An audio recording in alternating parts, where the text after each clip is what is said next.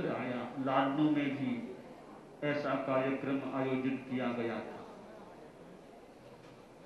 दो शब्द मेरे सामने हैं, प्राणी का बोध होता है, जिसके प्रति बहुत लोगों में एक सम्मान का भाव है और जिसे माता का स्थान दिया गया है। जैन साध्वाचार में और जैन शास्त्र में गो शब्द का प्रयोग कई जगह हमें प्राप्त होता है और हमारे साधुओं की बोलचाल की भाषा में तो अनेक बार दिल में गो शब्द मुंह में आता है। हमारे यहाँ गोत्री शब्द प्रसिद्ध है, काफी धार्मिक लोग जानते होंगे। जैन मुनि गोत्री करते हैं। भिक्षाचरी का नाम गोत्री, यानी गाय का शब्द हमारी भाषा में यदाकदा मुंह में आता ही रहता है। हालांकि हमारे गोष्ठी शब्द हमारे साधु साथियों की, लोगों की गोष्ठियां होती रहती है, वहां भी गो शब्द जुड़ा हुआ है।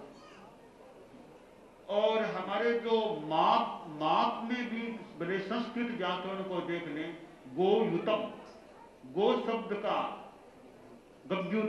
गव्युति, ऐसे शब्द माप, योजना आदि के माप के, यानी गाय का रंभाना सुनाई दे, उतनी दूरी को क्या कहा जाए। तो ऐसे गो से जुड़े हुए शब्दों को व्याकरण में भी काम में लिया गया। खैर, खास बात यह है कि आदमी के चित्त में अहिंसा, दया, मैत्री का विकास होना चाहिए। तो दया और अहिंसा नहीं है तो फिर दिल सूखा सूखा सा होता है।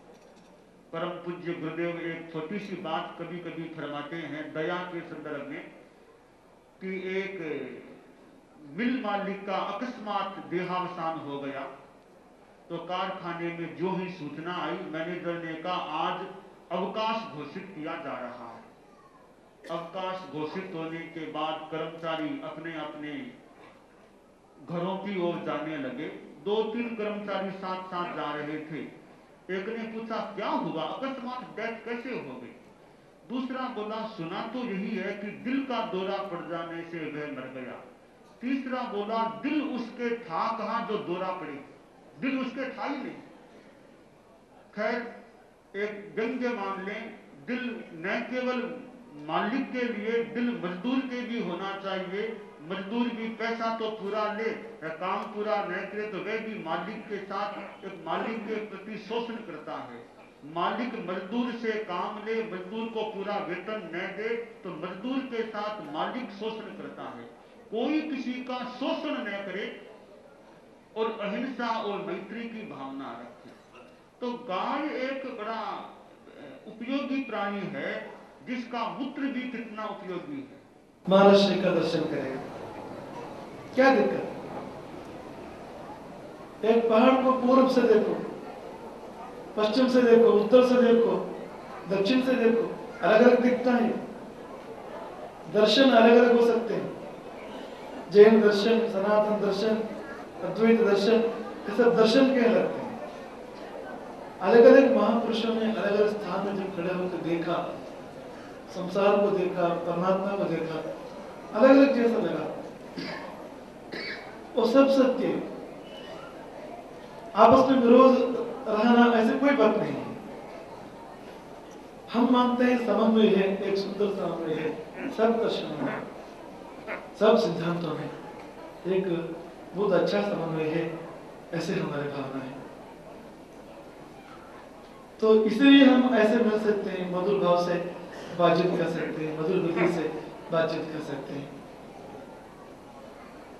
इस बार हम मिले हैं गौ माता के लिए। गौ माता ने जोड़ी, गौ माता जोड़े ही हम,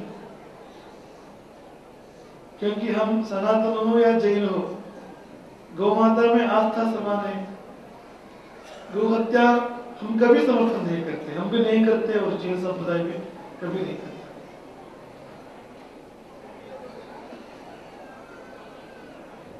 हिंसा कौन समर्थन कर सकते हैं?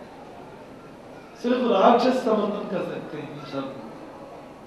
रामायण में राक्षसों का जब वर्णन आता है, एक चीज आता है, हिंसा रति ही, हिंसा में आनंद पाने वाले, दूसरों के दुख में आनंद पाने वाले, वो ही राक्षस। हमें राक्षस नहीं होना, मानवता से माधवता की ओर, देवता की ओर बढ़ना है, दानव नहीं बनना। दानव मानव माधव ऊपर चढ़ना है। तो वो संदेश है हमारे समागम से, ऐसे हम मानते हैं। और पूज्य युवाचार्य जी बहुत सुंदर बात कहा, भगवत गीता का भी उदाहरण दिया। तो अहिंसा सनातन से भी संपूर्ण, सनातन का भी संपूर्ण सहमत है अहिंसा। ये भी पता कार्य से आना हुआ है और सब लोगों ने स्वागत किया। जो साधु सद्भाव रखता है, मैत्री की भावना, एक बार मिलन में ही पहले ही ये हमारे आत्मीय मित्र बन गए, जिसमें ये मैत्री की भावना है और जिसमें करुणा है। मैं मानता हूं करुणा, नैतिकता, मैत्री, इन तीन शब्दों के अभाव में आज हिंदुस्तान की स्थितियां उलझ रही। अगर ये तीन शब्द हों तो काफी समस्याओं का समाधान हो सकता है। गाय का प्रश्न है, मैं इसको किसी धर्म का प्रश्न नहीं मानता, ये भारतीय संस्कृति का प्रश्न है। इसमें कोई जैन हो, शैव हो, बौद्ध हो, कोई फर्क नहीं पड़ता। आपको पता है कि जैनों के प्रथम तीर्थंकर है भगवान ऋषभ, और ऋषभ का प्रतीक क्या है? जैसे शिवजी का प्रतीक है बैल, नांदिया, तो वैसे भगवान का प्रतीक भी वही नांदिया है, एक ही है। और भगवान ऋषभ ने जब कृषि समाज को कृषि करना सिखाया तो गाय और बैल के द्वारा ही सारा कृषि करना सिखाया। तो मैं मानता हूं इतना व्यापक प्रश्न है, इसको आप संकुचित सीमा में नहीं जोड़े। एक बहुत व्यापक तत्व है और व्यापकता के साथ इसको देखें। जब भंवरलाल जी पहले जो इसके गोरख सेवा आयोग के अध्यक्ष थे, बीकानेर में मेरे पास है, बोले कि कैसे करें। मैंने कहा देखो, एक बात पर ध्यान दो, दो पक्ष हैं, एक गाय की पूजा प्रतिष्ठा, दूसरा गाय की उपयोगिता।